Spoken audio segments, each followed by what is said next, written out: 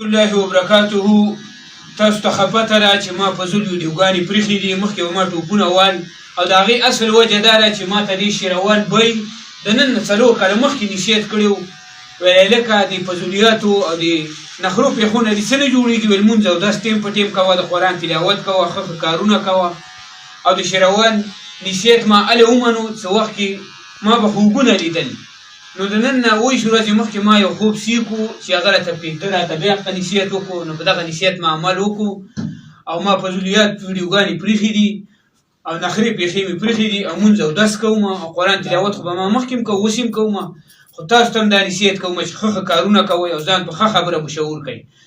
او ډېر خلک به تاسو ګوتو کېږي، څوک به ته ویده ووایي، څوک به ته ویده ووایي، خو چا خبرو کې به نه راځئ او خپل مونځ اودس کوئ. او مالداره خلکو ته دا وایم چې تاسو خو دا روپۍ جیب کې مه اچوئ او بنګلې هم پرې مالئ، په غریبانانو تقسیم کړئ، زکات وباسئ، صدقې ورکړئ تاسو. او په موږ پرې ګنداو کې بارانونه هم نه کېږي، یا الله ته په موږ باندې خیر او د رحمت القدر د اجر د اوبو بارانونه وکړي. دا ډېر وخت ونه شو، ګردیش دی. نو دا ټول زموږ عمل بدعمله شوي دي او مالداره خلک زکات نه وباسي. اصل وجه یې دا هم ده.